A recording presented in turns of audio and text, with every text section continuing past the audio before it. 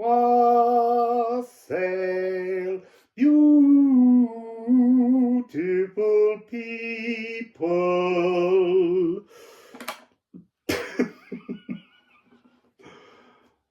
So it was so good to finally get that water trine reading out of the way so that I could just put all the cards back in the deck.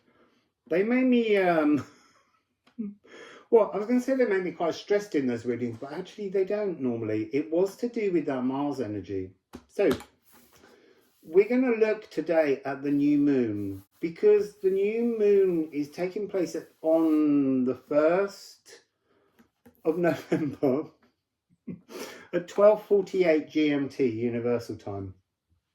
Now, the sun and the moon will be in front of each other. So this is always a galactic activation of some kind, because it's the space between the dark side of the moon and the sun.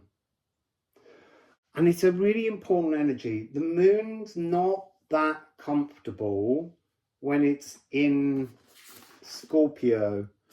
Let me just check something. Yeah, it's in fall. So it's not comfortable. And as I say, the first 3 days of this grand water trine are really about releasing. So Pluto is in his dying days of being in Capricorn for 250 years almost. It's a long time. And Pluto's well happy, it seems, to be moving into to Aquarius from Capricorn. So we need to dump 20 years.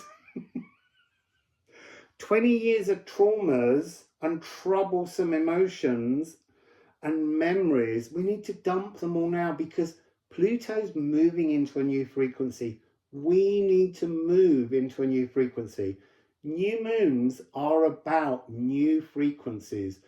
But I would say there's something about this one which is, it's a sense of the beginning of the end. It's not the first moon post Pluto being in Aquarius.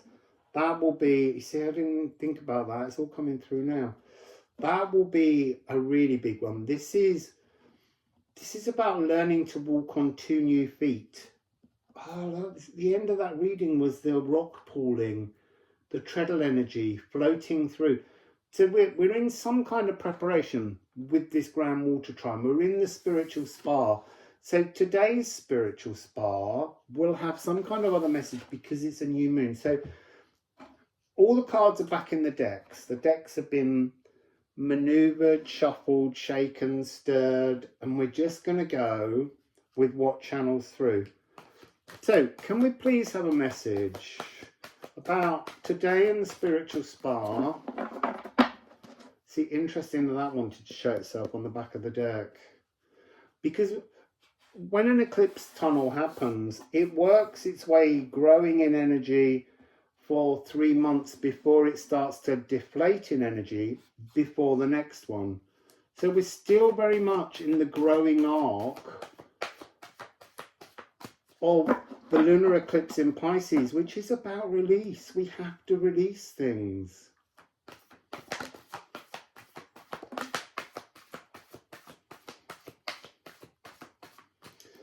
Interesting. So we have Cinnabar first. Cinnabar, look, it's card 97. Very far into the deck, you know, 99 cards, it's 97. It's 2 away from the end. This is it's talking about we're 2 away from the end almost of Pluto being in Capricorn, being in that top-down, controlling, stressful cardinal earth energy. Because it's about the earth having new ideas about the direction it wants to go in before it enters into Aquarius and fixes in a new mindset is what's coming through. So Cinnabar and North Node, Destiny, head of the dragon. What goes in first? Always the head. The head goes in first. So there's something about peekaboo, you know, it's not as traumatic as you expect it to be. So today really is about, I want to say, just like plunging your head into a sea of emotions. It feels like, yeah, let's see. I feel like we're really being told to just get in the water, to get in the whole emotional landscape. See, that's so weird. I think a lot of people out there are imagining being in the water and then the dam exploding and being drowned in the emotions, the fear of the emotions. The emotions are only to be feared if you fear them. If you actually face emotions, then they just become like a mist, like a Neptune energy. They're just a sea fret. There's something very beautiful, very fluid, that clears. And see, I'm being shown like when you spray mist on your face to cool temperature. It's pure, it's really gorgeous energy, and it floats in just nicely. So here we have a new chord. This is a new chord. This is the beginning of the new chord.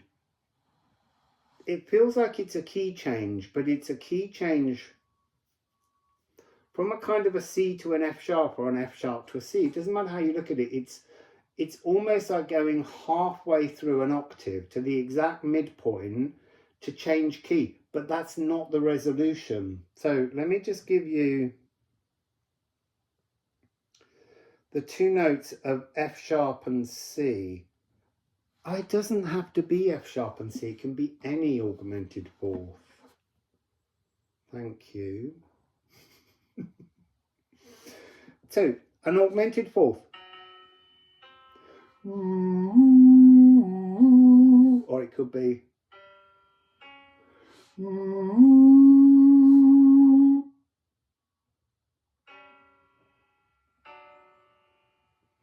That, the chordal resolution feels like the new moon in Sagittarius, which is actually, I think, a new moon in Ophiuchus. I have to check that later. We'll get closer to it. Because there's something about the moon in Sagittarius is what is the frequency of expansion. It is the frequency of higher learning. And the Ophiuchus energy is when that higher learning leads to an epiphany. So it's almost like it is both an Ophiuchus and a Sagittarius. Because it's an expansion. Why would it be just one sign? So what else? Oh no, hang on. I was going to do the polarities. I am scattered, I am garnered. You see, that's again this idea of scattered. If I break my emotional dam, I'm just going to scatter everywhere. Why not release the water? Let that water out slowly. Let that come out. That's what this is almost about.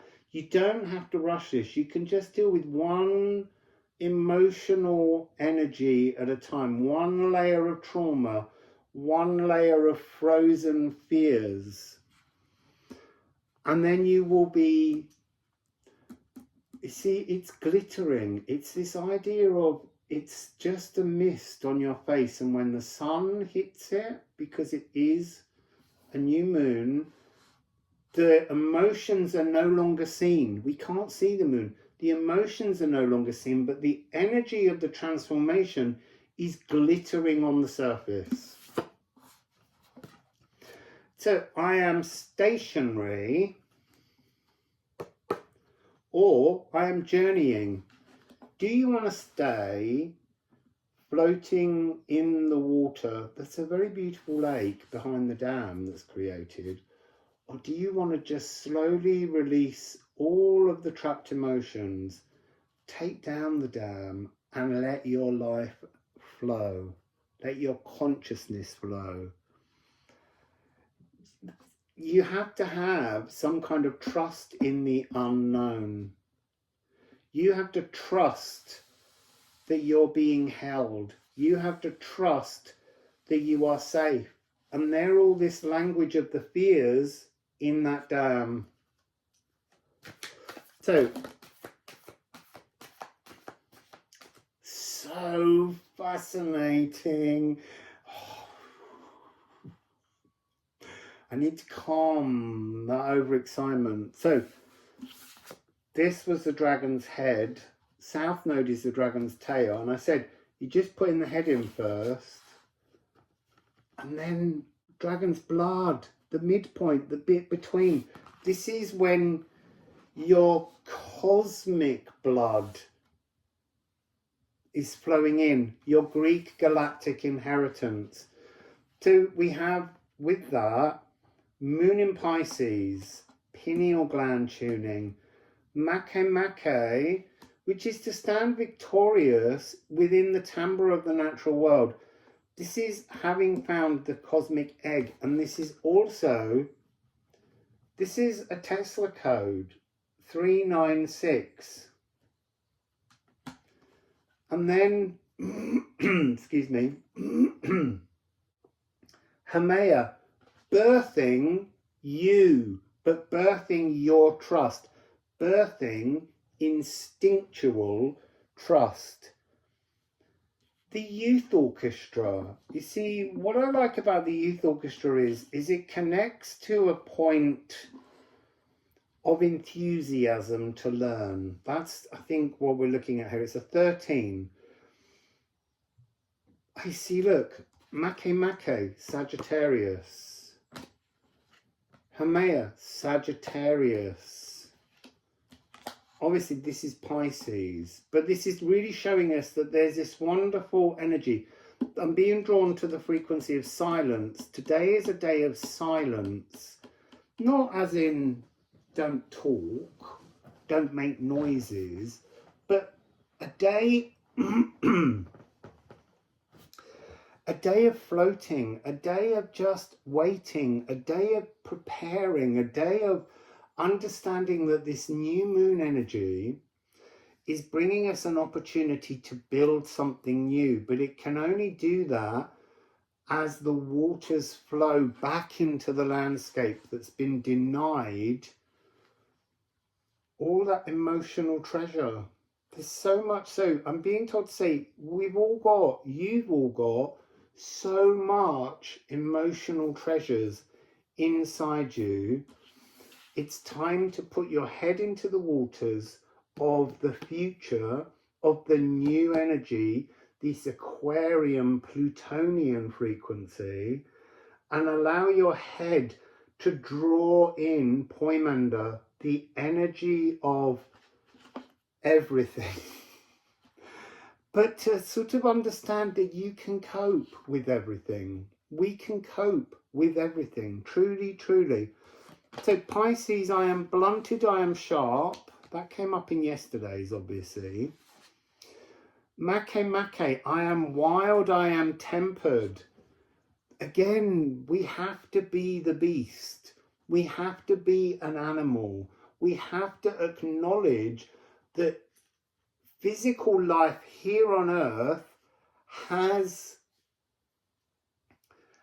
this emotional freedom that we spend a lifetime blocking. From childhood, we are told to fix, correct, come into that moral compass that society has dictated is acceptable. And so we're being hemmed in. We've got to release. We've got to become wild again, to become tempered.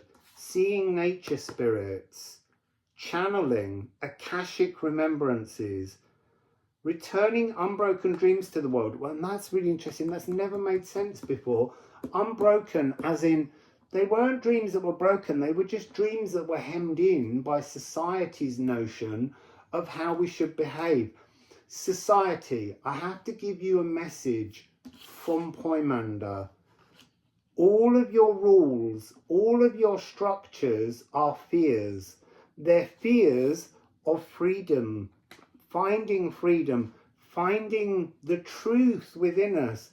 Society needs to stop wishing and wanting to control the authenticity of everyone else. Stop trying, in this water trine period, stop trying to dictate how others should live, because it's wrong.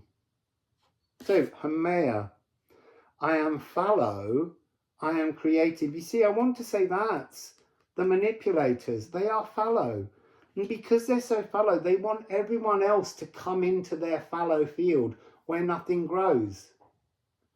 We need to be creative. We need to be the mother of all. It's interesting that here we have the Rapa Nui creator god, who I believe is male, and then the Hawaiian creator goddess. So here we have this separation of divine masculine, divine feminine. The divine masculine does not judge. The divine feminine nurtures. It's a perfect thing. Stop judging, nurture. Nurture the whole world. Nurture everything. If you wish to manipulate, see this pineal gland thing's coming in again. If you wish to manipulate, you are using your pineal gland wrongly, as in it's dysfunctioning. It's kind of coated. You're not tuned in to the divine. And you can say that you are spiritual or that you are religious in whatever way you want. But if you truly believe, even missionaries who want to enforce their religious beliefs, it's all wrong. That's not the divine. To think that the divine has only one answer to the questions of why we exist and what the universe is a ridiculous concept. It's so ridiculous. This is vast. Poimander is everything. The dragon of creation, mason of the multiverses, establisher of every known law, ineffable and unknowable universal oneness. There's a myriad of answers, and they're all individual fractures within us, because we are all a divine aspect. So we've got F, D, A, D sharp, E flat, D. Let me just check here. You see, this is almost, this is without the G sharp of Mercury. It's the same chord as yesterday, but now the drill, the dental drill, is no longer in there. The discomfort is no longer in there. This is a very peaceful silence. Oh, it's that energy that came through in a reading the other day. The roaring silence of peace. This is beautiful energy. Really beautiful energy. I'm just going to see if there's a little bit more. That was really interesting. That one rolled before falling over. So what do we have down here? You see, look. What we learn when the sun is in Scorpio, we need to earth. We need to bring pragmatic physical truths into the earth.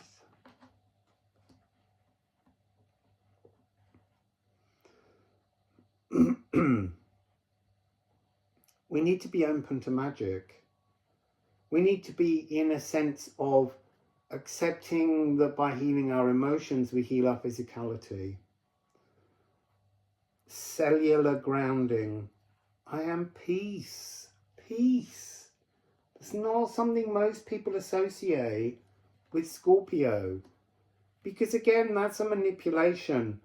It's particularly with Scorpio, I always find it interesting that Scorpio gets a kind of a bad rap in that we go, oh, they're so sexy, dirty, filthy. And that's wrong. They're accepting their bestial energy. They're accepting of the animal truth of being in these physical bodies. And it has embodied, written on this card, I am meaningless because I'm just walled in by society, or I am substantial.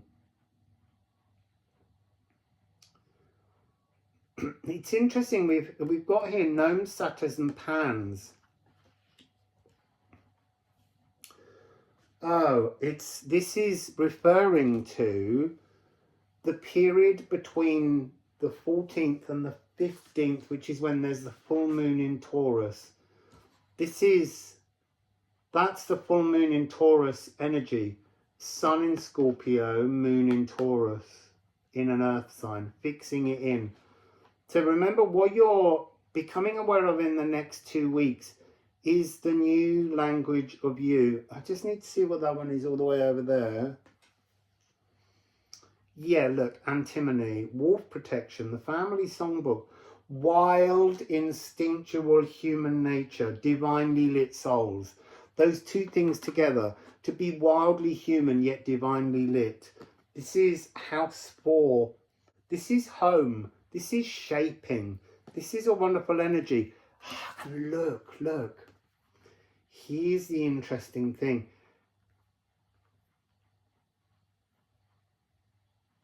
It's so fascinating because at one point these cards had the same artwork and it almost looks as though they do, but it doesn't. This one is the conductor's baton, being in control of your own soul journey. And they're very similar symbols, but this one has the conductor's baton inside the body, as in you are now in control of your own life. You're no longer being controlled by others. So ever vigilant. That's an energy that we have to be, ever vigilant, to make sure that we're not falling into the traps of societal confines. And then when we get to Cinnabar, it's creating personal codes. So the back of this one is, I am temporary or I am durable. Again, it's got this energy of readied to lash out defensively, but that's in terms of a protection of your new moral compass that you're creating. You don't need to be defensive or protective. You don't need to feel that anyone can tell you or judge the new emotional strengths and language that you're building. Because eventually all of the emotions just become less surface and they become comfortably deep within us, and they no longer cause us to be kind of beached. Aether is love. I love this wild, instinctual human nature and a divinely lit soul, shimmering, safely at ease within the heart of your home, not a home someone else tells you to create. So I want to just bring up these. I want to bring up these three because they feel as though they really want to be seen together. The power of this new cleansed landscape of peace being earthed into the physical body. It's really, really strong.